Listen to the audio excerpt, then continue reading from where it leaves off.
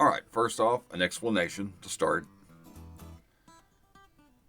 We did transition this channel into a pro wrestling channel, and that's not changing. But before that, I had had a lot of people tell me, you need to do a podcast. You should do a podcast. Try doing a podcast. And I didn't really know. I don't know. Didn't really know what to do a podcast on. The thought of doing a wrestling podcast sprung to mind, but I thought, well, there's a lot of wrestling podcasts out there, and people a lot more knowledgeable than me, and people who are actually in the business didn't know if anybody would be interested. But I did try a podcast there for a while, and I just wasn't feeling it. It just wasn't my thing. But then as time went on, I just more and more decided, okay, I'm just going to go ahead and change this to a wrestling channel. So recently, I thought maybe I need to resurrect that podcast and go ahead and try a wrestling podcast. And so that's what we're doing today, because I need to get something. Those of you who have been with the channel know that I do world class bios. I've been doing the title lineage videos, and I'll toss out a little something else every now and then. But I needed something a little more casual, something that didn't take quite as much research.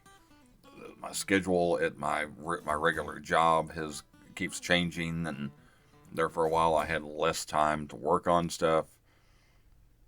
And like today, I've had a rough couple of nights at work. And I've got a world class bios almost finished, but I just need to take a little break from working because it's still working. Even if it's not at my job, it's still working. But I thought, well, let me try this, because this is a lot more casual. I can just toss out some opinions, talk about some things, and maybe get a little discussion started in the comment section. And so the Writing with James podcast, we may rename it eventually. I don't know. But we're going to go ahead and try this as for the podcast,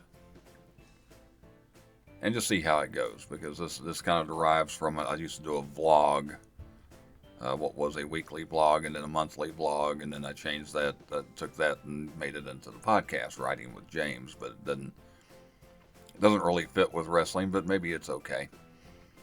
So that's what we're going to. I'm not going to have a schedule on this. It's just going to be whenever I come up with it, whenever I decide to do something.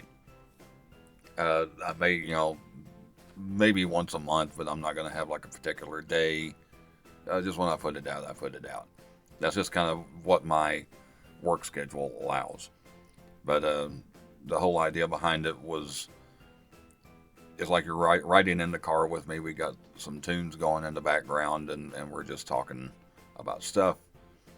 And now it's going to be talking about wrestling. And so let's go ahead and get to what inspired me to try to go ahead and resurrect this podcast.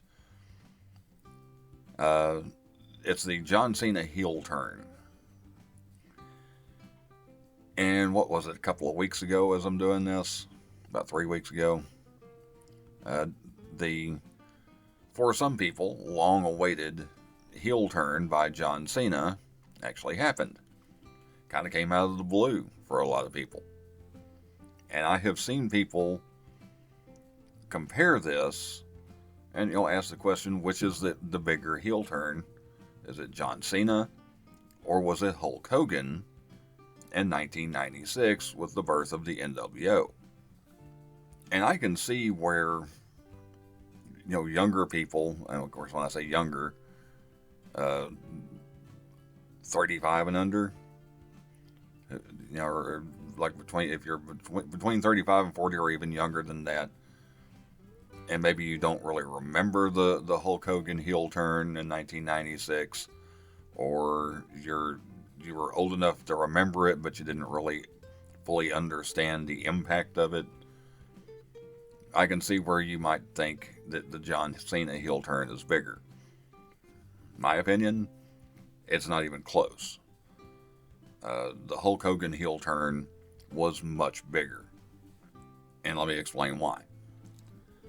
In 1996, and this was before the internet existed, but it wasn't the internet we have today. It was, the internet was mostly just pictures, picture trading, single page websites, stuff like that. There was no YouTube, there was no Facebook, there was no Twitter, there was no Instagram. You didn't have this 24/7 access to news about anything really, other than the news, CNN and stuff like that. Your wrestling news, the only place you got that was from your wrestling programs, unless you were, subscribed to one of these newsletters like Meltzer had his thing going. But the average person, they that's where they got their wrestling news, was from the wrestling programs. And in 1996, Hulk Hogan was still far and away the most recognized name in professional wrestling. Love him or hate him, that's a fact. And we were still only not too many years removed from him being the ultimate good guy.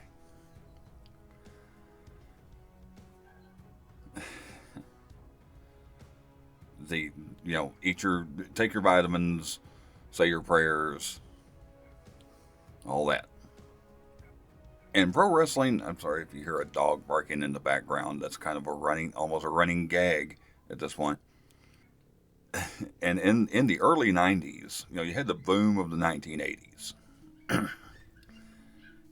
And that kind of died with the territories. When the territories were gone, a lot of us, like myself, just kind of said, well, so much for pro wrestling. Because I was never a big fan of the WWF. I had stopped watching WCW. When World Class was in its dying days, that's when my interest faded away. So in the early 90s, it was dark days for pro wrestling. And wrestling that was being put, I've gone back and watched some of it now, watched some of the stuff from the early 90s now. I didn't miss nothing, for the most part. It was mostly not good. And wrestling was at a low point. So in 1996, you had, and of course, kayfabe was still around in 1996 as well. And let me clarify that too. Kayfabe is not just everybody thinks it's real. Kayfabe was the presentation of it and how the wrestlers presented themselves. Not everybody knew how everything was done. Yeah, by 1996, I think most wrestling fans, the people that were still watching, knew it wasn't a legitimate athletic competition. They knew that everything was scripted and so on and so forth. But it was still being presented as a legitimate athletic competition. They were still using the rules of kayfabe. Good guys and bad guys weren't seen together, so on and so forth. And like I say, it was before the internet really took off, so you weren't getting this look at people's private lives. It wasn't like today where you can go to Instagram and you can see people posting pictures of their families and their vacation to wherever and all that. It was the only time you saw wrestlers was on wrestling. So in 1996, when Hulk Hogan comes out and turns heel, and for those of you that maybe don't know, I don't see how you don't if you're listening to this, Hulk Hogan had left the WWF, he'd gone to WCW. The WWF was still trying to figure out their way, which direction they were going. WCW basically turned into WWF Light. They needed to do something. Eric Bischoff had wormed his way into a position of power in WCW. And a few weeks prior, Scott Hall makes his appearance, climbing over the rail, coming out of the crowd, climbing over the rail, grabbing the mic, and he made his "But you don't know why I'm here" promo. And again, kayfabe's still going, so people are kind of like, "Whoa, wait a minute, is this an actual WWF invasion of WCW?" And I think some people were fooled by that. The next week, Kevin Nash shows up. These guys were known as the Outsiders. Now, they never once said they were there from the WWF. They just didn't say that they weren't from the WWF. And of course, there was an actual lawsuit from the WWF and all this. And Nash and Hall eventually had to come out on TV and specifically say that they were not, they did not work for the WWF anymore. But the interest was already there. They already had eyes on the product. But they kept talking about this third man. There's a third man that's going to join us. Nobody knew who's it going to be. And so people are maybe thinking it's going to be Shawn Michaels. Maybe it's going to be, whoever, Bret Hart, Triple H, whoever. Because there was a 6-man tag match. It was Hall and Nash and this third person that nobody knew who was at the time, against Sting, Lex Luger, and Randy Savage. Well, at one point, I think everybody but Savage gets knocked out of the ring. Hall and Nash are double teaming him. Out walks Hulk Hogan. Most of the crowd is thinking, okay, Hogan's here to save Savage. And of course, that's when it happens. Hogan turns on Savage, does the leg drop. You see a few people in the crowd cheering. But for the most part, especially people watching at home, you had these people that Hulk Hogan had been the hero. He'd been the good guy this whole time. Now all of a sudden, he's turned heel. I think for most people, it was totally unexpected. John Cena, it was unexpected. I'll give you that. I don't think anybody saw this coming, especially with Cena announcing that he was going to be retiring. This is his farewell tour. And a lot of people had been wanting this. A lot of fans today had been wanting a John Cena heel turn. But I guess they had kind of gotten to the point and said, well, we're not going to get it. Cena won, what was the Elimination Chamber, I guess. He was going to face Cody Rhodes at WrestleMania, and it was looking like it was going to be babyface versus babyface. Of course, The Rock had been wanting Cody Rhodes to turn heel. The Rock comes out to get Cody's answer about whether or not Cody is going to be his champion. Cody tells him no, in not quite as polite of terms. John Cena's, reacting to that and goes into bro hug Cody and then looks up at The Rock. The Rock gives him the cut his throat motion. Cena turns on Cody, kicks him in between the legs. I'm trying to keep this as family friendly as possible. And beats him down, takes the watch. Of course, there was the big story about the watch that Cody got, and starts beating him with the watch, and has not really said. He did come out and cut a promo like a week later, and it was kind of the same thing as Hogan in that sense that when Hogan turned heel, he told the fans in WCW had not accepted him right away. They were not happy with it that Hulk Hogan was now the top guy in what had been a traditional area. These were Ric Flair people. Of course, Cena, for years, got booed, even though he was still a babyface. And I guess when he decided he was going to retire, everybody decided, well, we'll go ahead and thank him for what he has done. He's semi-retired, and we'll start cheering him now. And they just given up on ever seeing a John Cena heel turn, and suddenly they get it. So for them, it may be a bigger deal.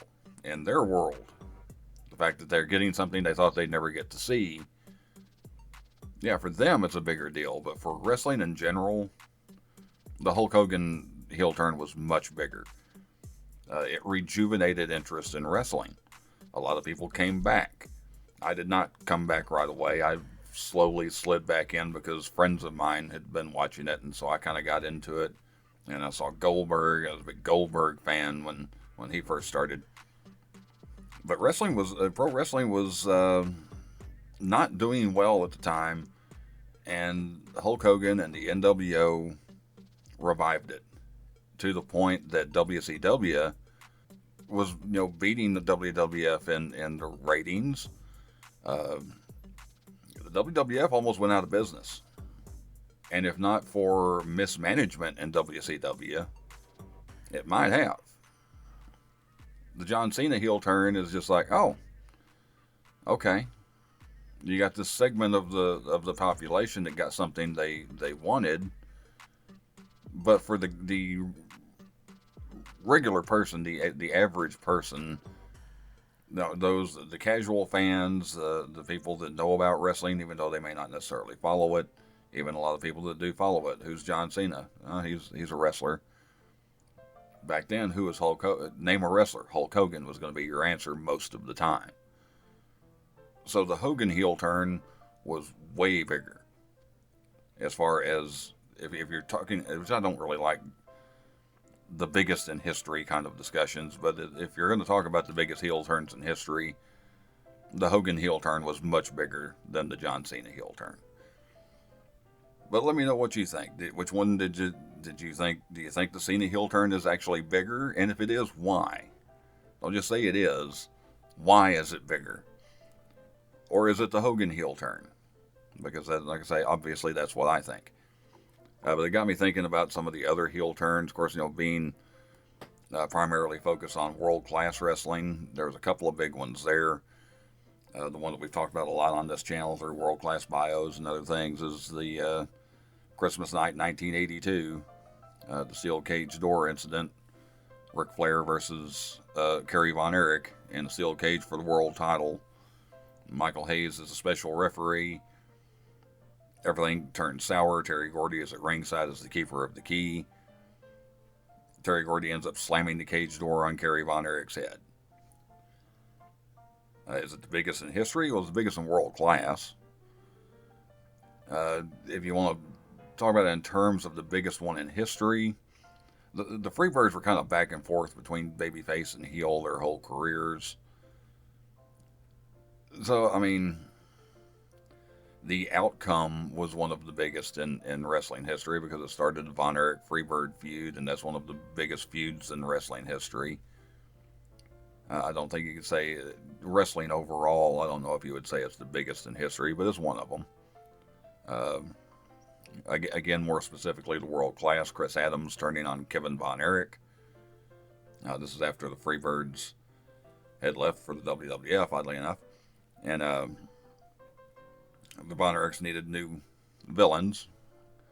Chris Adams wanted to get into the main event to get some of that main event money. And, of course, you could kind of see it coming because Chris Adams had aligned himself with Gary Hart, which at first made Gary Hart a babyface. But now Chris Adams turned on Kevin. There was a tag match between he and Kevin and Gino Hernandez and Jake Roberts. Stella Mae French. Don't want to get off on telling her story, but she was at ringside for some reason, and she ended up trying to trip up Gino, and it backfired, and it ended up he ended up on top of Adams, and Hernandez and Roberts won the match, cost them the match. Adams and Hart were kind of getting a little rough with Stella Mae because of it. Kevin was trying to defend her and ends up pushing Gary Hart, or hitting Gary Hart, and Chris Adams super kicked Kevin. And let's say Adams turned on the Von Erichs. That was big in world class. I don't think you could really put it into discussion for biggest of all time, but it was certainly a big one in world class. He and Kevin, Adams and Kevin, had some pretty rough matches over the next year or so. Another one, Larry Zbyszko and Bruno Sammartino. Larry Zbyszko was Bruno Sammartino's protege. Wanted to prove himself in the ring against Bruno. Ended up turning on Bruno, bloodying Bruno. which, WWF never was big on blood, especially during televised matches, but Bruno actually got a little color in that match. That's certainly one of the more famous ones. And another one, not even necessarily because of the heel turn, but because it was such a great story, followed by one of the all-time great promos and a proper swerve. Now it seem like they do swerves just to do swerves. When Ole Anderson had turned babyface, and of course, Ole Anderson was one of the roughest, meanest heels throughout the 1970s. And when he turned babyface, it took a while for fans to kind of warm up, and they played it perfectly. They went over the course of the year. It's not like the babyfaces just welcomed them with open arms. They didn't trust Ole at first. And slowly he started to tag with saying, okay, well, Tommy Rich is going to tag with him, okay. And they slowly built it up until finally he was tag team partners with Dusty Rhodes. So Ole and Dusty against the Assassins. It was against the Assassins, and Ivan Koloff was a special referee. Gene Anderson was also a special referee. They get them in a cage. Once they're in the cage, once the match starts, Ole turns on Dusty. Turns out Ole and Gene, his brother Gene, so it's basically 5-on-1 against Dusty inside this steel cage. Fans were actually trying to climb into the cage to help Dusty. That's how big that was. So I think that would deserve to be in the conversation for biggest heel turn, even though Anderson had already been a heel for a long time. But it's one of the better storylines, long-term storytelling, as they say. So again, let me know what you think about that. What are some of your favorite heel turns? And of course, to go back to World Class Wrestling, King Kong Bundy. When he started in World Class, he was Big Daddy Bundy, a protege of Fritz von Erich. He turned on Fritz von Erich, became King Kong Bundy. That's another pretty big one for World Class. But what are some of your favorite heel turns? What would you say at least deserves to be in the discussion for the biggest heel turn in wrestling history? And also, what do you think about, is it Cena or Hogan? Which one's the bigger heel turn? Okay, this is getting close to 30 minutes. Okay, as I said, this is not really going to be on a schedule. Hopefully this will be something that people will be somewhat interested in. And I almost forgot to mention, the old Riding with James, we would have the video of driving down the road. Instead of doing that, we'll watch a wrestling match. And I've got this one Hogan match that would be appropriate. So a little wrestling, a little music, a little conversation. My opinions, your opinions, and we'll just see how it goes from there. I do have a World Class Bios. I should have it done probably in the next week or so. I've got a list of title lineage videos I need to try and get to. None of it's going to be anytime soon. It's just going to depend on when I have time to work on it, and I never really know when I'm going to have time to work on it because of my work schedule. And I got a couple other ideas that if I can ever sit down and actually do them. All right, if you are just stumbling across this and you made it this far, thank you very much. You can check out the playlist. I've got the World Class Bios, which maybe even Bios, as it was never really the proper name for it, but I'll talk about different wrestlers who appeared in World Class. I've got some title lineage videos that I put together, and I've got a few other things out there, pro wrestling related, if you want to check out the playlist. I'll be doing this probably once a month or so. So if you're not subscribed, please subscribe. Like, share, comment, and subscribe, not necessarily in that order. I feel like I'm ending this weird, but thank you for listening, and I will see you next time.